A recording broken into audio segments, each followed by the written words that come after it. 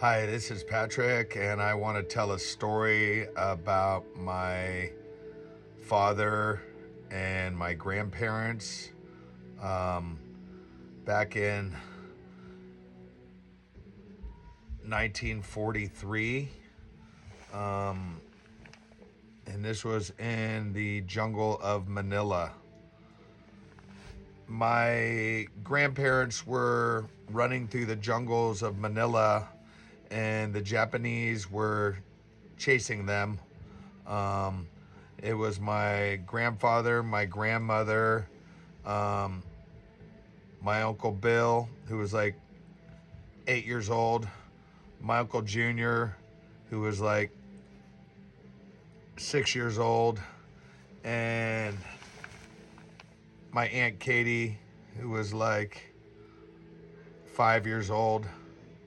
I might be off a little bit on their years of their ages, but I know my father was 1 year old. Um, so they were running through the jungles of Manila for 2 years while the Japanese had a $10,000 bounty on my grandfather's head because my family worked for the American military in the Philippines. Um, so my grandfather and grandmother and all the children slept in foxholes because the Japanese were constantly bombing. So, and this is a story my grandmother told me.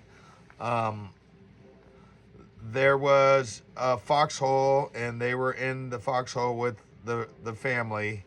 And right beside it, there was another foxhole with a husband and wife. Um,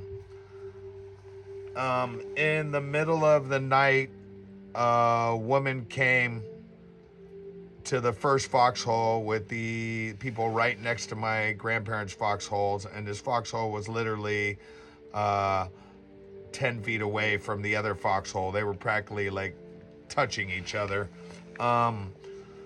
The people in the first foxhole, a woman came, and her face was actually blown off, and it was like hanging, gone. And my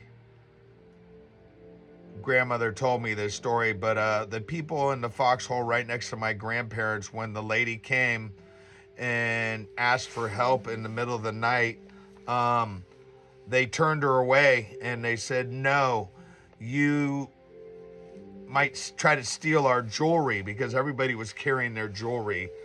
Pretty much that's all my grandparents had. They carried their belongings. And literally, my grandfather told me about selling a mansion for a bag of rice. And they were carrying their jewelry with them. That's the valuables that they had. The people turned the lady away in the middle of the night, and she came to the next foxhole, which was a foxhole that my grandmother and grandfather in were with all the children. And my grandmother was very loving and a sweet lady, and my grandfather was a good man. They brought her into the foxhole, and they cleaned her up and bandaged her up what they could. Her face was literally, my grandmother said, hanging off. It had been, she had been maybe bombed, or I'm not sure what. But they took care of her in the middle of the night, and they cleaned her all up. And the people right next door, they refused her and told her to go away. And they were kind of heartless with her. But my grandmother and grandfather, they felt sorry for her, and they brought her in and they cleaned her up, and they took care of her throughout the night. So when they woke up in the morning, she was gone. But the foxhole 10 feet away from their foxhole, the people that turned her away were blown up. The Japanese had dropped a bomb and it blew up the foxhole 10 feet away from the foxhole that my grandparents were in. And my grandmother told me that she swears that that lady that came in the middle of the night was an angel.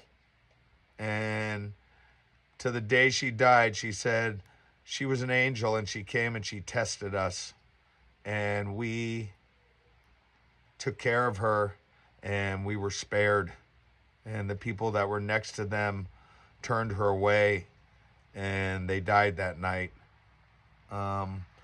I just want to tell that story because it was a story that was in my family, and my grandmother swore always that that lady that came and they took care of was an angel and came and tested them, and they passed the test by being kind and taking care of her, and she needed help.